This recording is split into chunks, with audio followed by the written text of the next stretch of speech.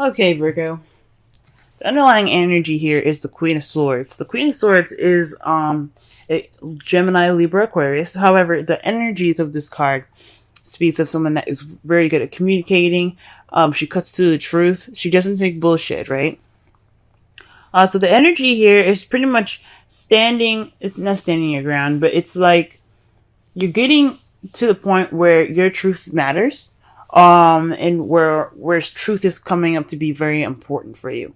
Now, with the Queen of Swords, truth is very important. She only speaks her truth. She doesn't know any other way, any other language other than the truth, than her truth, right? Or other people's truth. She doesn't mess around when it comes to lies and stuff, because when she is lied to, that breaks trust, and you don't have a chance anymore. Like, if you were going to get some help from the Queen of Swords, it would be completely obliterated. So this week is centered around energies of possibly you guys feeling more, very, straight up with stuff, feeling more,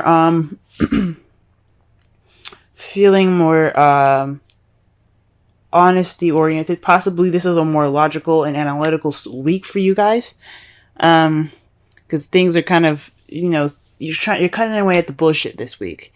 This is what it's focusing on. This could be somebody that you're dealing with as an air sign as well. Someone that is, very logical than emotional. But it could very well be you guys, just wanting to get to the truth and only the truth. Now, the heart of the reading, we have the Queen of Swords. The Queen of Swords is someone that is loving, very nurturing, someone that's very intuitive and very in tune to their feelings. They're not very they express it, they feel it, so that's how they are. They express it through their feelings, communicating it sometimes. That's what the Queen of Swords is all about. She's all about communicating and speaking her truth and saying things. Whereas the Queen of Cups, she just acts and she just feels.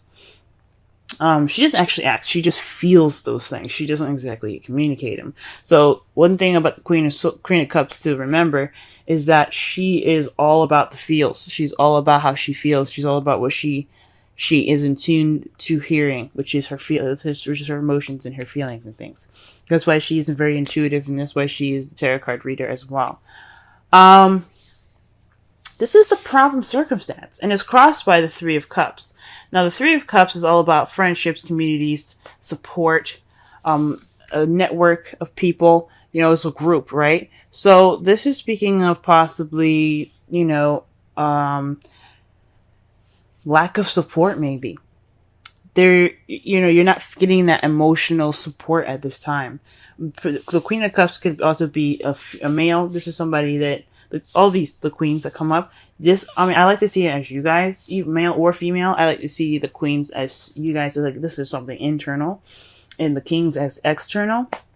But it is not always the case. A lot of times the Queen of Cups could be someone that's a Pisces, Cancer, Scorpio that you're interacting with, and they're not providing enough support for you guys, or you guys are feeling like that partner, right? You guys, like I said before, this could be you guys being very much in touch with your feelings, and you guys are just dealing with a lack of support possibly right now. You're not really centered around friends. You're kind of possibly being swallowed up by a group. You're kind of hidden in the shadows. You're not getting that support, right? So that's going on right now. So you guys are not getting that emotional support at this time. The Queen of Cups is also someone that's very romantic as well. So perhaps there isn't any romantic stability. Well, not romantic stability, but there isn't any kind of romantic support as well. The advice given for you guys this week is the Empress. The Empress is the manifestation card. She's also the motherhood card, because she is the person that takes care. She's the caretaker. She's nurturing. She's very nurturing. She's very patient, like a parent, like a mother would be.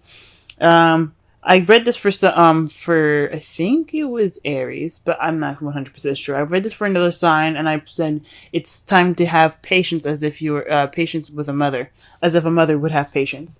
This one thing very prominent about mothers, that they will, they will be patient with their kids, right?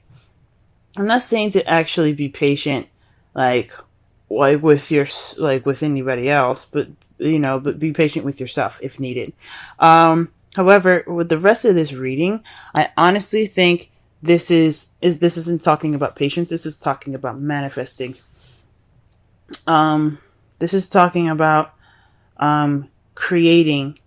It's starting to create. This is a time for you guys to create something, to manifest and begin something.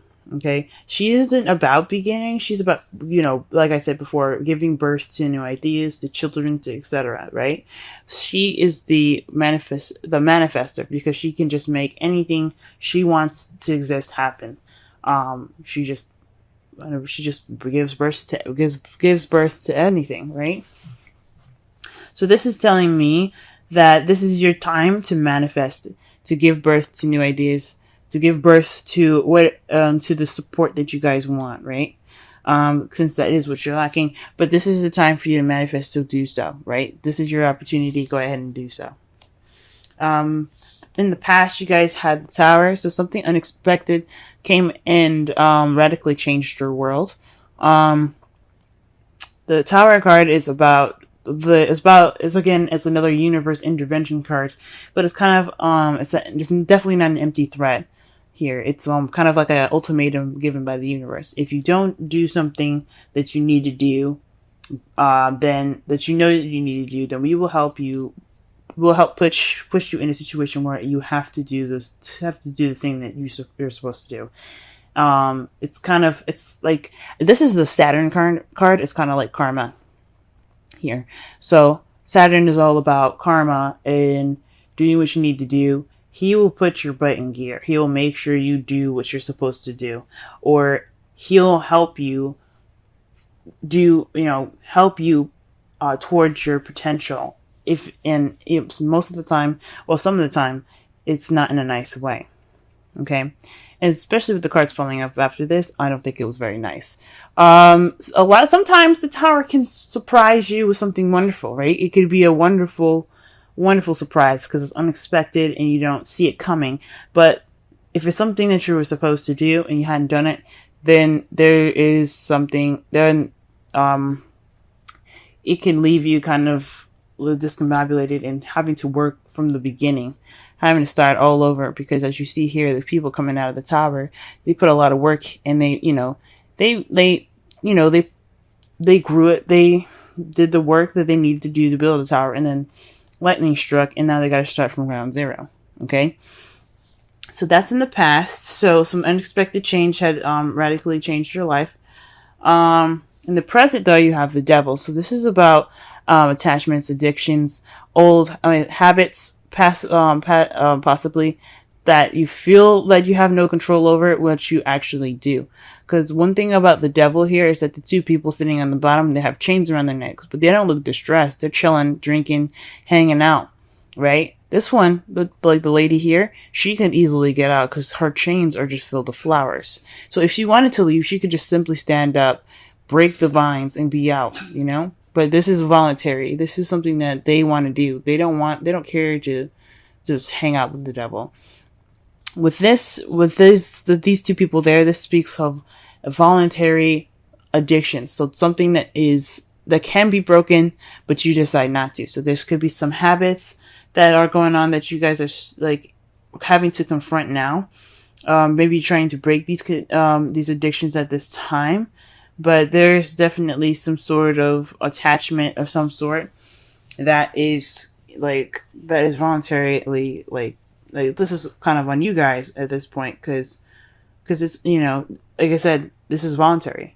He doesn't make you stay. It's up to you.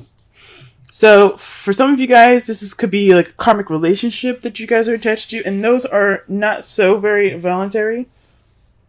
The karmic relationship, is very, very difficult to break out of. Okay.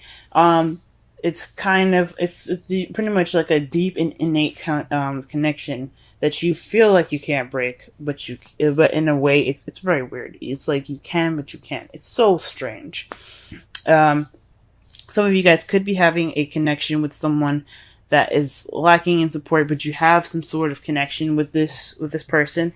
It could be a Pisces, Cancer, Scorpio, or an air, Gemini, Libra, Aquarius. There could be some sort of connection in that sense, or there could be some habits that you should be breaking at this time, or there's some habits that you kind of went back to, and they're not really helpful. When you have the devil come up in your present, that's just habits that you should let go of. They're not necessarily any habits that you should keep. But however, in your foreseeable future, you do have the devil. Sorry, you do have death. Death is speaking of letting go of the past, like completely, letting it die out, okay? Letting it completely go, letting it just die. So that way you have a new beginning ahead. It's a slow, mournful kind of change here.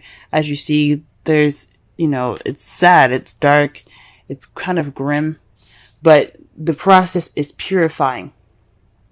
What the death is about is Pluto rules death, okay? Pluto is all about purification. So when you see this card, you see yourself in the future purified. So whatever in the past happened, it's completely died.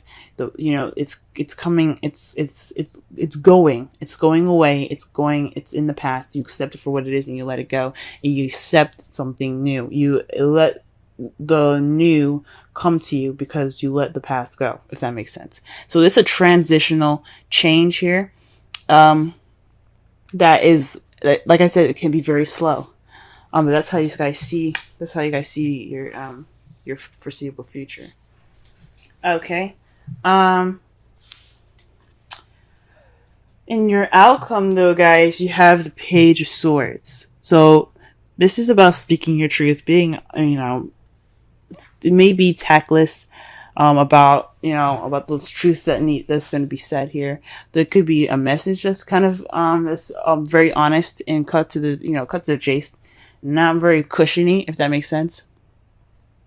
It kind of lacks tact, but the point is that it's a truth that is being received or is going to be given in results all of this. Okay, so that's interesting. So far from what I'm getting here, the Queen of Swords is basically telling me that for this whole entire the energies for this week is basically speaking your truth, cutting to the bullshit. Actually, it's possibly about being detached and letting and like not feeling, because the Queen of Swords is all about detachment. It's about detachment, being kind of cold, right? That's one of the characteristics about air signs, is that they can detach from a situation and analytically look at it. The problem is the feels. Obviously, there's no feels, or there is feelings, but there isn't any support towards those. And right now, it's about accepting and understanding.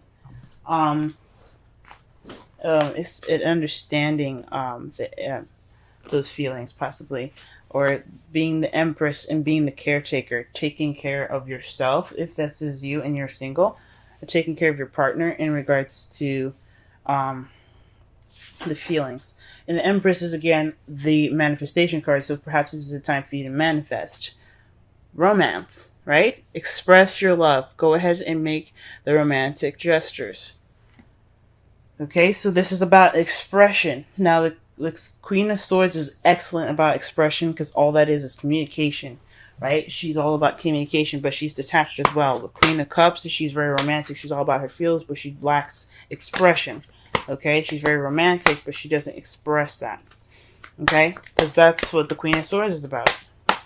So perhaps this is for you. This is a time for you not only to be a caretaker and for yourself, if needed, or for your partner, but this is also a time for you to manifest a romantic support between two people. I don't think this is a third-party relationship at all. because I don't see anything else. I don't see any other card other than the Three of Cups. I don't see this as a third-party relationship. Some of you guys could be dealing with a third-party relationship with a Queen of Cups, but I don't think so, okay? Especially not with the cards coming up here. For your Wisdom Oracle card, you have Serendipity, and this is just speaking about luck being on your side right now, guys. This is a time for you definitely to manifest a romantic support network for yourself, or for you and your lover or your partner, because luck is on your side. This is it's like the Wheel of Fortune. You know, the Wheel of Fortune is about change of luck, and things like that. So with Serendipity, this is saying luck is on your side. You can do whatever you want to do because luck is on your side. Okay, pretty simple, pretty straightforward. So sum up this whole reading, guys. Express your love. Express how you feel. Don't let those things bottle up inside. Create that network of support for yourself and for your love if you guys have a partner. Okay, work on those bad habits so that way you can transition to a more stable, not to more stable, but to a more transitioning and healthy new beginning. Because after death, there's only can be something new.